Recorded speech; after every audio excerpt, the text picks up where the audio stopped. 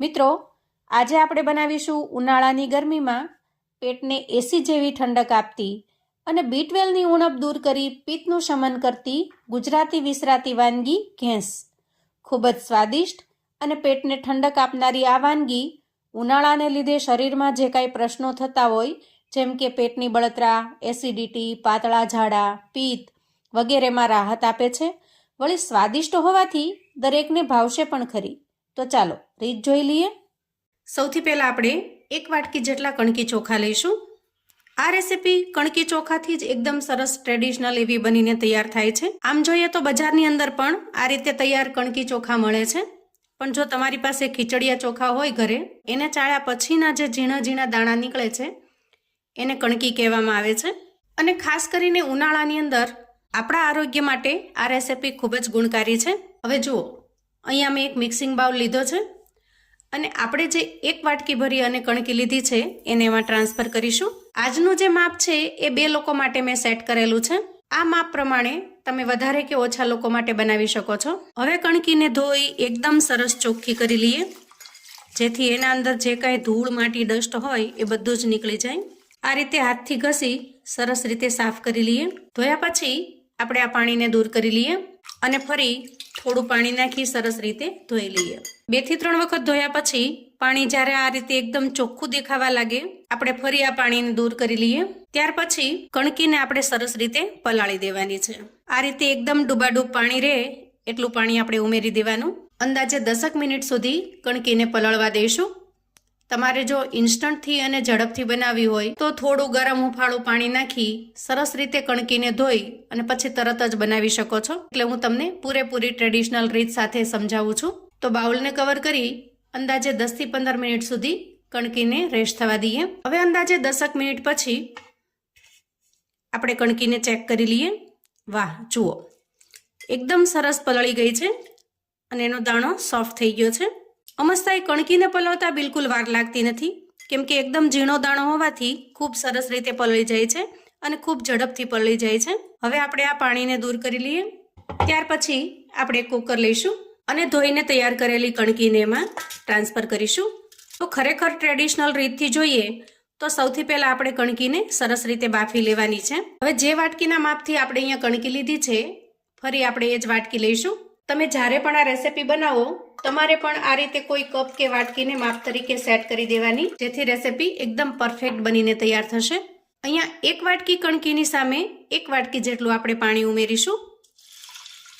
ત્યાર પછી આપણે એક નાની તપેલી લઈએ અને એમાં અંદાજે 4 ચમચી જેટલું મોળું દહીં ઉમેરી દઈએ આ રીતે. ત્યાર પછી માપ તરીકે સેટ કરેલી કટોરી લઈ 2 કટોરી જેટલું પાણી ઉમેરી દઈએ અને ઝેરણી કે બ્લેન્ડરની મદદથી સરસ રીતે વલોવી લઈએ. હવે ફરી આપણે કુકર લઈશું અને 1 વાટકી પાણી ઉમેર્યા પછી આપણે એમાં 2 વાટકી જેટલી મોળી છાશ ઉમેરીશું.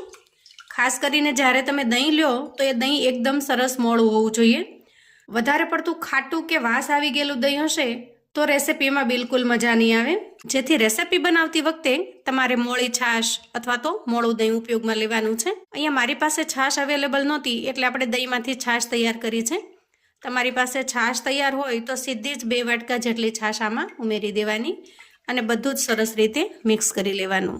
ત્યાર પછી ઉમેરીશું સ્વાદ પ્રમાણે મીઠું અને સરસ રીતે મિક્સ કરી લઈશું. અને હવે ઢાંકણ ઢાંકી કુકરની 2 સીટી કરી લઈએ. કુકરની 2 સીટી થઈ ગઈ છે. હવે જ્યાં સુધી પ્રેશર નીકળે ત્યાં સુધી એને ઠંડુ થવા દઈએ. હવે કુકરમાંથી પ્રેશર નીકળી ગયું છે.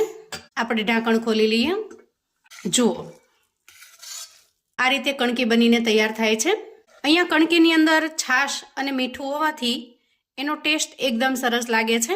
પણ હજી વધારે ટેસ્ટી બનાવવા માટે આપણે આગળની પ્રોસેસ કરીશું. ત્યાર પછી ગેસ ઓન કરીશું અને ગેસ ઉપર એક કડાઈ મૂકીશું. કડાઈની અંદર આપણે 2 ચમચી જેટલું ઘી ઉમેરીશું.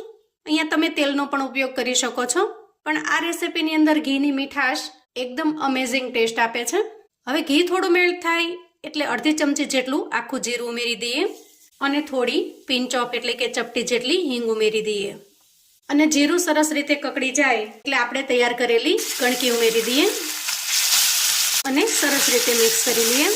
હવે જુઓ, અહીંયા જે કણકીનું ટેક્સચર છે એ એકદમ ઘાટું છે તો આપણે જે દહીંમાંથી છાશ બનાવી એમાં થોડી છાશ મેં બચાવી રાખી છે, એને ઉમેરી દઈએ અને સરસ રીતે મિક્સ કરી લઈએ. રસોડામાં અત્યારે સુગંધ તમે જુઓ, એકદમ સરસ મજાની સુગંધ આવી રહી છે. તમે જ્યારે બનાવશો ત્યારે તમને એનો ખ્યાલ આવશે. અને સાથે સાથે જેટલી છાશ ઉમેરી છે એટલું જ આપણે અહીંયા પાણી ઉમેરી દઈએ અને સરસ રીતે મિક્સ કરી લઈએ. આ રેસીપી જેટલી લિક્વિડ હશે એટલી વધારે ટેસ્ટી અને સરસ લાગશે. ઘણા લોકો કણકીને જ્યારે કુકરમાં બાફે છે ત્યારે જ વઘાર કરી લેતા હોય છે, પણ કુકરમાં બફાયા પછી કણકી એકદમ કઠણ થઈ જાય છે અને એનું ટેક્સચર છે આ રીતે એકદમ સરસ ઢીલું રહેતું નથી.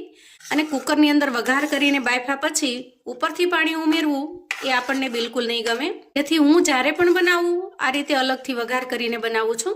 હવે વધારે ટેસ્ટી બનાવવા માટે થોડા મસાલા પણ કરીશું. અડધી ચમચી જેટલી આદુ મરચાંની પેસ્ટ ઉમેરીશું અને થોડા મીઠા લીમડાના પાન ઉમેરીશું. 5 ચમચી જેટલો શેકેલા જીરાનો પાવડર ઉમેરીશું અને બધી જ વસ્તુને સરસ રીતે મિક્સ કરી લઈશું. અહીંયા તમને જેટલી કન્સિસ્ટન્સીમાં ઢીલી ફાવે એ પ્રમાણે તમે ઢીલી પણ કરી શકો છો, થોડું પાણી ઉમેરીને અથવા તો થોડી છાશ ઉમેરીને. અને સાથે સાથે મીઠાનું પ્રમાણ પણ ચેક કરી લેવાનું. એકદમ સિમ્પલ મસાલાથી અને ટ્રેડિશનલ રીતથી આપણી ઘેંસ બનીને તૈયાર છે અને જોતા જ ખાવાનું મન થઈ જાય એવી સરસ મજાની ક્રીમી બની છે. હવે ગેસની ફ્લેમને આપણે શરૂઆતથી ધીમી રાખી છે, તો ધીમી ફ્લેમ ઉપર ઢાંકણ ઢાંકી અંદાજે 1 મિનિટ સુધી સીજવા દઈએ, જેથી એના અંદર જે કઈ મસાલા ઉમેર્યા છે એ સરસ રીતે મિક્સ થઈ જાય. વાહ, એકદમ સુપર ટેસ્ટી ઘેંસ બનીને તૈયાર છે. ખાસ કરીને આ રેસીપીને તમારે ગરમા ગરમ નહીં પણ ફ્રીજની અંદર મૂકી થોડી ઠંડી થાય પછી ખાવાની, જેથી ખાતા પેટ તો ભરાય પણ મન ન ભરાય એટલી સરસ ટેસ્ટી અને લાજવાબ લાગે છે. મારા ઘરમાં તો બધા જ આ રેસીપીને ઠંડી કરીને ખાય છે. થોડી વાર માટે ફ્રીજમાં મૂકી દેશો ને તો એકદમ સરસ ઠંડી ઠંડી કુલ બની જશે. ખાસ કરીને આ રેસીપીને શીતળા સાતમ માટે બનાવવામાં આવે છે, જેથી એ દિવસે ઠંડુ ખાવાનું હોવાથી આ રેસીપીને તૈયાર કરવામાં આવે છે. અહીંયા તમે એનો લુક જોઈ શકો છો.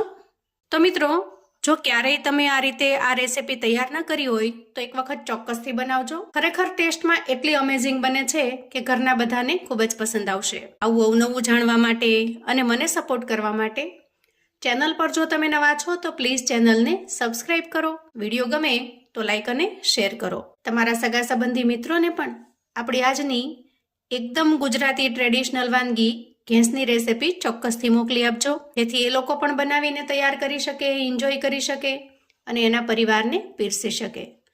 કોમેન્ટમાં મને ચોક્કસથી જણાવજો મિત્રો કે આજની આ એકદમ ટ્રેડિશનલ ગુજરાતી વાનગી તમને કેવી લાગી છે. ફરી મળીશું એક નવી રેસીપી સાથે. ત્યાં સુધી આવજો મિત્રો.